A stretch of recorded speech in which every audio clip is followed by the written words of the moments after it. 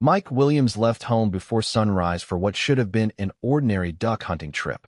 His wife expected him home that afternoon. He never came back.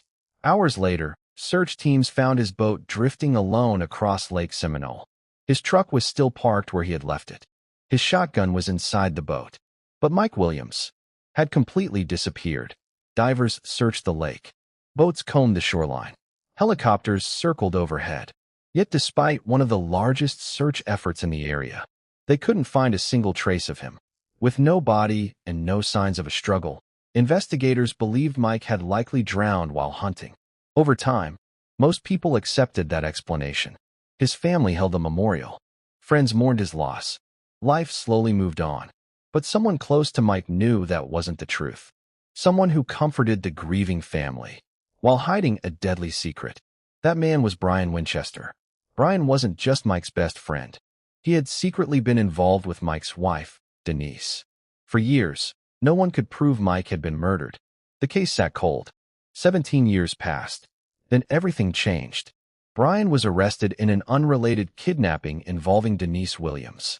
While questioning him, investigators reopened Mike's disappearance.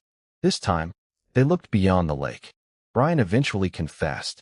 According to his testimony, he shot Mike during the hunting trip as part of a planned murder, then helped hide the body. Using information Brian provided, investigators finally recovered Mike's remains. The hunting accident Florida had believed for nearly 2 decades was actually a carefully planned murder. Prosecutors argued that Denise Williams helped plan the crime because she and Brian wanted to be together and also stood to benefit financially. In 2018, Denise was convicted of conspiracy to commit murder and accessory after the fact. Her murder conviction was later overturned on appeal, but those conspiracy-related convictions remained. For Mike's family, the truth came after 17 painful years. The man they loved had never been lost in the lake. He had been betrayed by people he trusted most. If Mike Williams disappeared during a hunting trip, the next victim vanished from her own community, and the man pleading for her safe return would soon become the prime suspect. Surya Toha was a devoted mother whose family expected her home like any other day. Instead, she vanished. Her disappearance shocked everyone who knew her. The first person begging for answers was her husband, Surya Toha. He appeared on television asking the public to help find his wife. He looked heartbroken. He pleaded for information. At first, nobody questioned him. After all, he was the husband. But detectives refused to rely on emotions. They followed the evidence. As investigators retraced Surya's final movements, surveillance cameras and other evidence began exposing gaps in Munir's account. The timeline he gave police no longer matched what investigators were finding. Then came the heartbreaking discovery. Surya's vehicle was recovered from a canal. Inside was Surya. The missing person investigation instantly became a homicide investigation. Now detectives looked at every interview again, including Munir's emotional television appeal. Prosecutors argued the evidence showed that while the public searched for Surya, her killer already knew exactly where she was. During trial, jurors examined surveillance footage, witness testimony, and forensic evidence that prosecutors said contradicted Munir's version of events. The jury found him guilty of first-degree murder. He was sentenced to life in prison.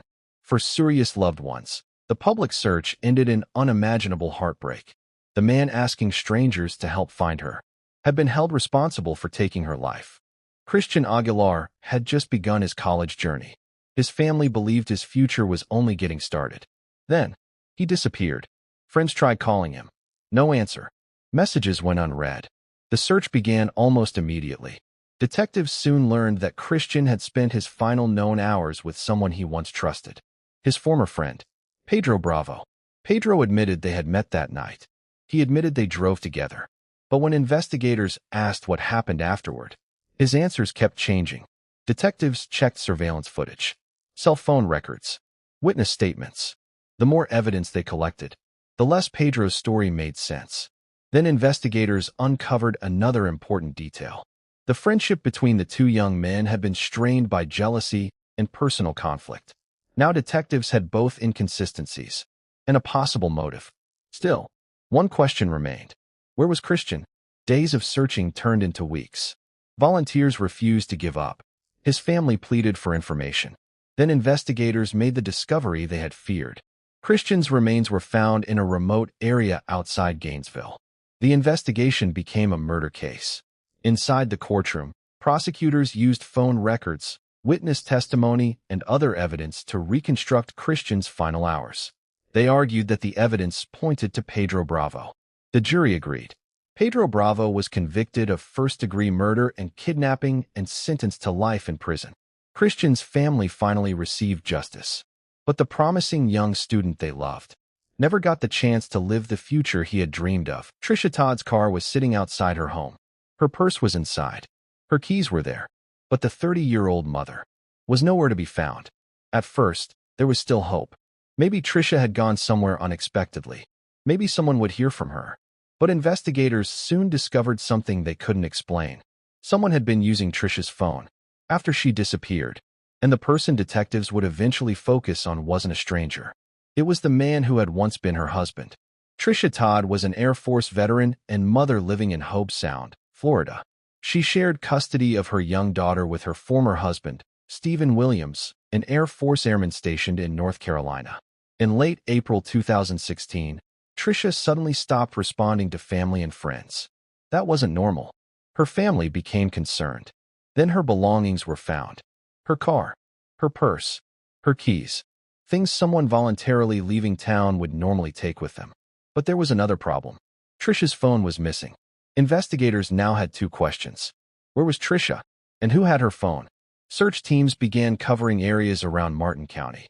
Volunteers joined law enforcement. Posters carrying Tricia's photograph appeared throughout the community. Her family pleaded for answers. Meanwhile, detectives started reconstructing her final known movements. They learned that Tricia had been with Stephen shortly before she disappeared. That immediately made him important to the timeline. But Stephen told investigators he didn't know where she was. So detectives started checking.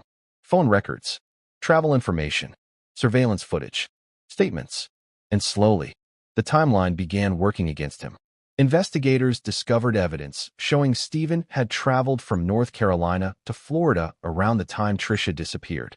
But that wasn't the only problem. Remember Tricia's missing phone? Detectives tracked its activity. Someone appeared to have used the device after Tricia vanished. That meant the phone could potentially tell investigators something its owner no longer could. And when detectives compared the digital evidence with Stephen's movements, their suspicions grew. Still, suspicion wasn't enough. They needed to know what had happened to Tricia, and Stephen wasn't giving them the answer. The search continued. Days passed, then weeks. Stephen returned to North Carolina. Investigators kept building their case. Eventually, federal and local authorities confronted him. And this time, the story changed. Stephen admitted responsibility for Tricia's death, but the confession created another problem. Where was she? Investigators wanted to bring Tricia home. Her family wanted somewhere to bury her. Stephen agreed to provide information, and that led prosecutors to an unusual deal. Stephen pleaded guilty to second-degree murder.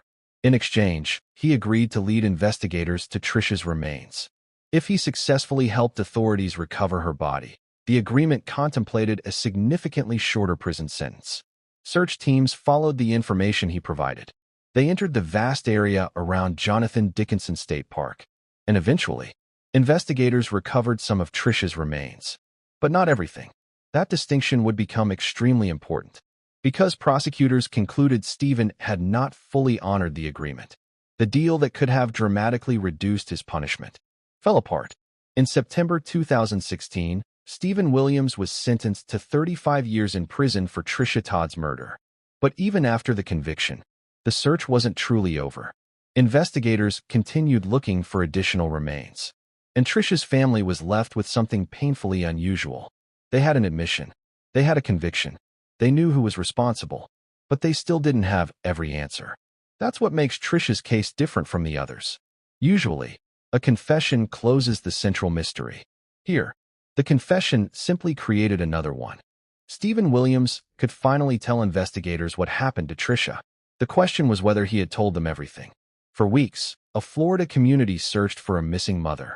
Her former husband initially denied knowing what had happened. Digital evidence helped investigators reconstruct the movements surrounding her disappearance. And eventually, the person who had answers could no longer keep the truth hidden. Tricia Todd never simply walked away. The person responsible had been much closer to her than investigators initially knew.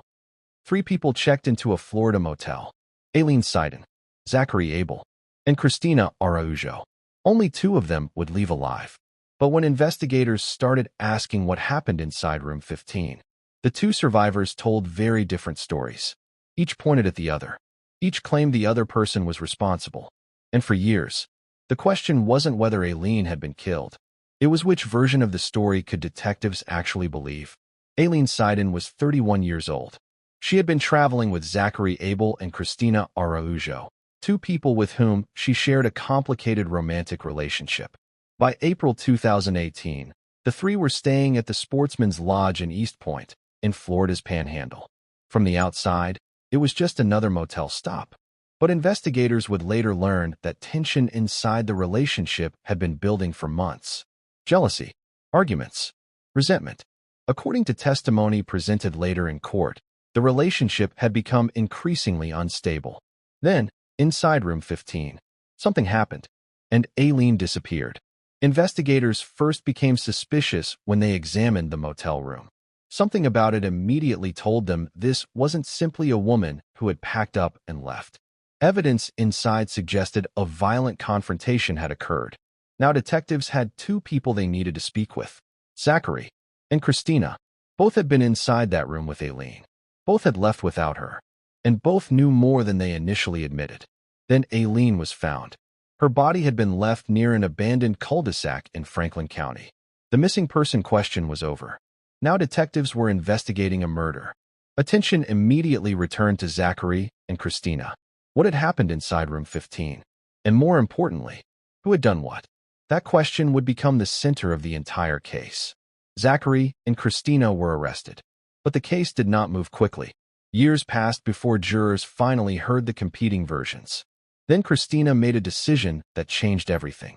In May 2023, she pleaded guilty to second-degree murder.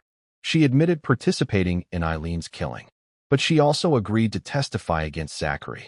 For prosecutors, that testimony could finally explain what happened inside the motel room. For Zachary's defense, it created another question. Why should jurors believe someone who had already admitted taking part in the crime?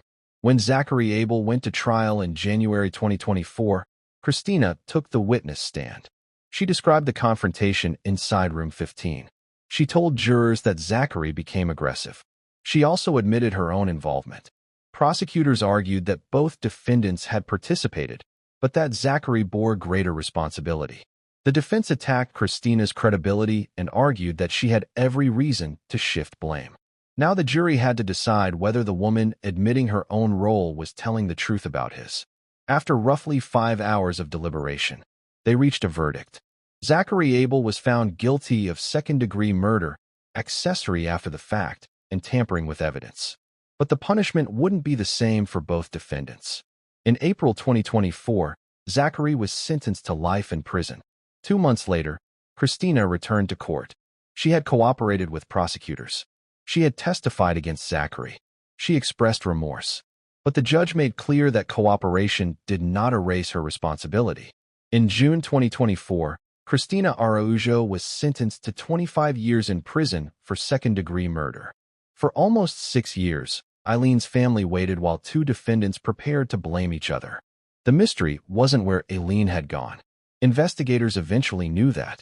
The mystery was what had happened behind the closed door of room 15, and whether either survivor would finally tell the complete truth.